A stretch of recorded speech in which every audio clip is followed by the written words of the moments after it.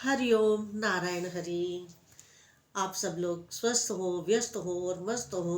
इसी प्रार्थना से, इसी कामना से, इसी इच्छा से मैं रोज अपना YouTube channel spiritual walk with मैत्री सकारात्मक रूप से शुरू करती हूँ वीडियो आप लोगों के लिए।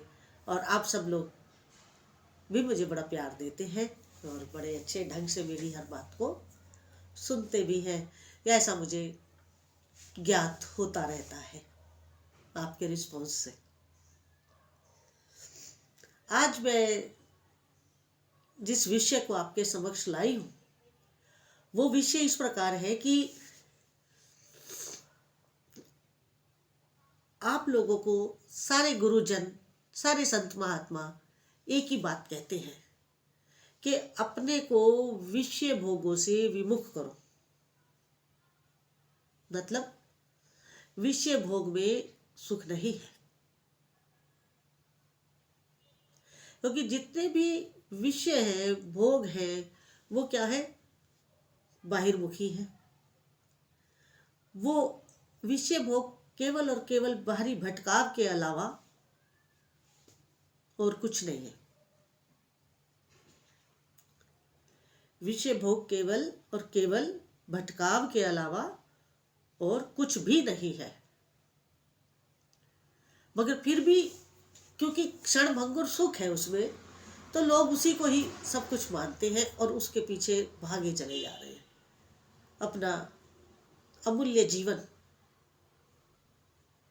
नष्ट कर रहे हैं। मैं आपको बताऊं कि जब संत महात्मा लोग अपने सत्संगों में, अपने प्रवचनों में, अपने सत्वचनों में ये बात कहते हैं कि आत्मचिंतन करो, तो आत्मचिंतन कौन करेगा? जो विषय भोगों से विमुख होगा, जो बाहिर्मुखी ना होकर के अंतर्मुखी होगा, एकांतवासी होगा, वही तो करेगा आत्मचिंतन। अब बताइए, विषय भोग वाला मनुष्य कैसे आत्मचिंतन कर सकता है? जिसकी 10 इंद्रियां बाहर दौड़ रही है, वो क्या आत्मचिंतन करेगा? क्योंकि आत्मचिंतन के लिए जरूरी है मन को वश में करना।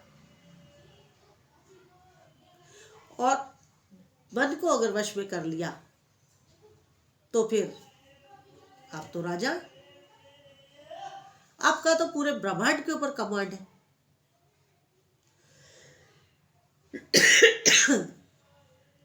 मन के जीते जीव, मन के हारे हार। ये बात आपने सुनी होगी। लेकिन मैं कहती हूं 100 में से 99.9 विषय भोग है। लोग अतृप्त हैं, उन्हें कहीं तृप्ति नहीं मिलती है, अतृप्त आत्माएं हैं। और इन अतृप्त आत्माओं का क्या होगा? नरक गमन। इसीलिए तो इतने सारे नरक बनाए गए हैं।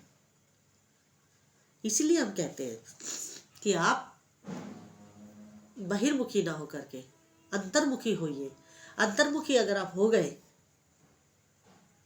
तो आपकी जिम्मेवारी प्रभु खुद लेंगे। आपकी जिम्मेवारी प्रभु स्वयं लेंगे। आप एक बार आत्मचिंतन करते हुए उनके भरोसे पे बैठिए तो। और अगर आप उनके भरोसे पे नहीं बैठते हैं, आप अपने बल और बुद्धि के ऊपर ज्यादा भरोसा करते हैं, तो उनके सामने तो हमारी बल और बुद्धि इतनी सी भी नहीं है, इतनी सी भी नहीं है। इसलिए मैं आपसे अनुरोध भी करती हूँ, आपसे विनती भी करती हूँ कि सारे संसार के कार्य को करते हुए उनमें मन को मत लगाइए। उन विषय भोगों से अपने आप को विलग करिए, अंतर्मुखी होकर के कार्य को करें। यहां पर मैं आपको एक बहुत सुंदर सत्य घटना बताना चाहती हूँ जो मैंने अपने जीवन काल में देखी है अपनी आंखों से।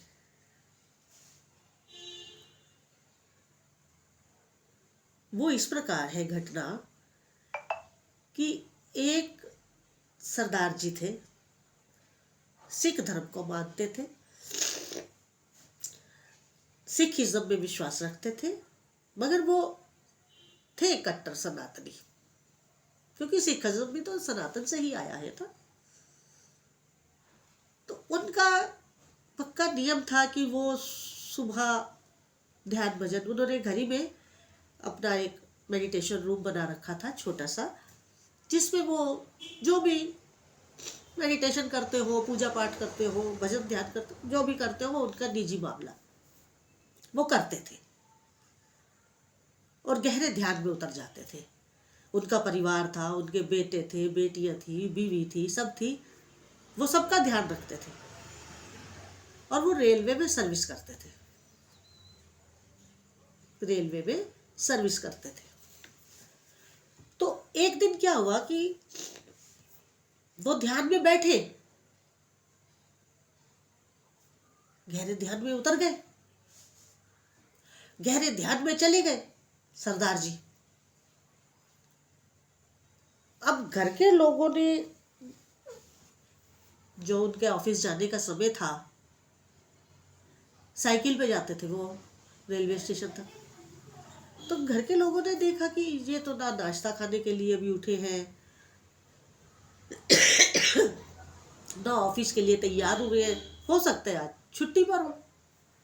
उन लोगों ने भी ज़्यादा ध्यान नहीं दिया, गौर नहीं किया कि ये छुट्टी पर है या ये इनको भी ऑफिस जाना है, कुछ खास गौर नहीं, क्योंकि वो रोज बैठते थे, घर वालों के लिए एक नॉर्मल रूटीन था उनका।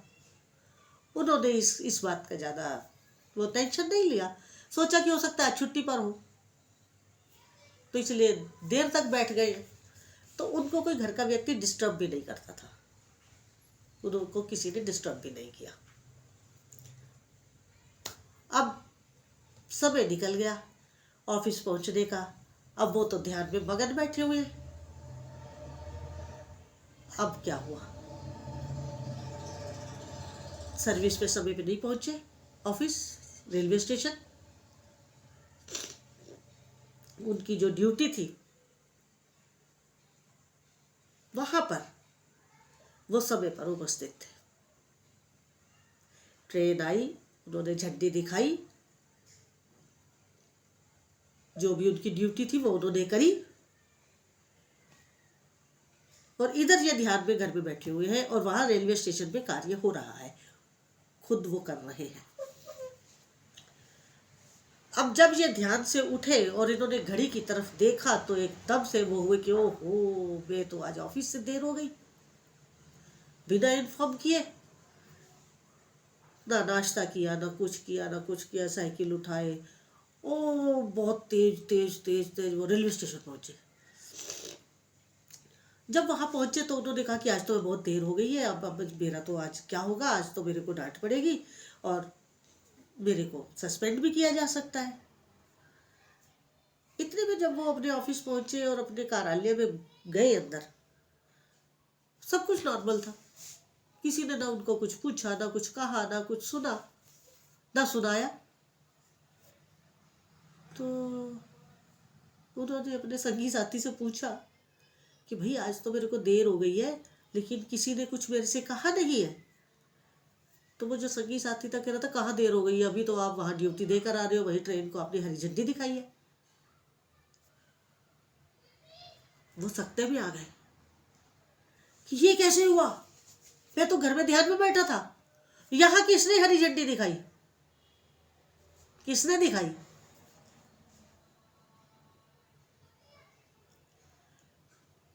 प्रभु ना अपने भक्तों की लाज हमेशा रखते हैं।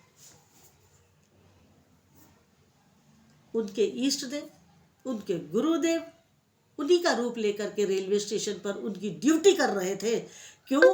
क्योंकि वो उनके ध्यान में मग्न थे, उनके ध्यान में लगे हुए थे, उनका आत्मचिंतन कर रहे थे और उनके साथ जी रहे थे। ये मेरी आंखों देखी घटना है। तो वो भजन भी है ना, भाव का भूखा हूं मैं, कि प्रभु को तो कुछ नहीं चाहिए हमारे से, केवल उन्हें हमारा भाव चाहिए, हमारा उनके प्रति प्रेम चाहिए। तो हम जो कार्य नहीं कर सकते हैं वो खुद करते हैं हमारे लिए आके। उन सरदार जी के लिए वो खुद रेलवे स्टेशन पर हरी झंडी दिखा रहे हैं ट्रेन को। वो ट्रेन के यात्री और वो ट्रेन कितनी खुशकिस्मत होगी जिसको प्रभु खुद हरी झंडी दिखा रहे हैं। तो इस वजह से मैं बार बार आपसे अनुरोध करती हूँ कि सारे काम करते हुए उनमें निर्लिप्तता रखिए, लिप्त मत होइए। निर्लिप्तता रखते हुए आप अपने को अंतर्मुखी करिए, क्योंकि देखिए जब शरीर है तो संसार में जीना है, लेकिन अंतर्मुखी और निर्लिप्तता हमारे मन की है। अपने मन को विषय भोगों से हटा करके प्रभु की तरफ लगा ले तो कोई समस्या नहीं रहेगी। हमारी हर समस्या का हल वो खुद करेगी आकर के। तो अगर आपको मेरा आज का वीडियो अच्छा लगा हो तो मेरे इस चैनल स्पिरिचुअल वॉक विद मैत्री को अधिक से अधिक सब्सक्राइब करें, लाइक करें, शेयर करें, बेल आइकन जरूर क्लिक कर दें ताकि वीडियो अपलोड करते ही आपको नोटिफिकेशन तुरंत मिल जाए। हरि ओम नारायण हरि।